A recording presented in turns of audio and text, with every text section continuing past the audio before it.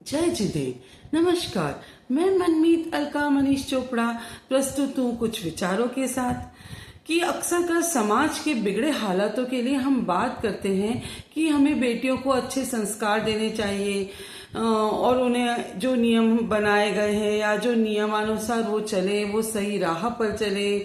वो खैर सही भी है कि कोई भी बेटी सही राह पर चले तो ये बहुत अच्छी बात होगी, पर हम ये क्यों भूल जाते हैं कि समाज निर्माण में जितना योगदान हमारी बेटियों का है उतना बेटों का भी तो है। हमें विचार करना चाहिए कि हम केवल बेटियों के संस्कारित होने की बात क्यों करते हैं, हमें बेटों के संस्कारित होने की भी बात करनी चाहिए।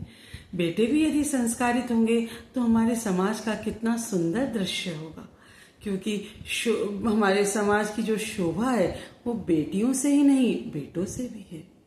यदि बेटियां हमारे समाज की गरिमा है तो बेटे हमारे समाज के गौरव भी हैं।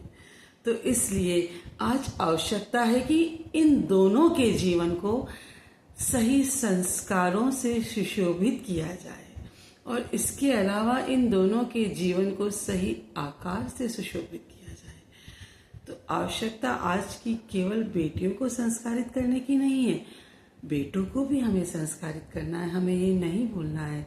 क्या आप मेरे विचारों को एक्सेप्ट करते हैं? क्या आप स्वीकार करते हैं कि बेटियों को ही नहीं बेटों को भी हमें संस्कारित करना है?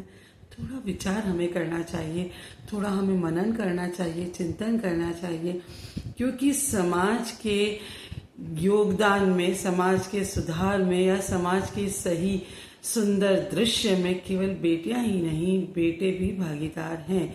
इसलिए हमें इस बात पर हमें पूरा विचार करना चाहिए। धन्यवाद।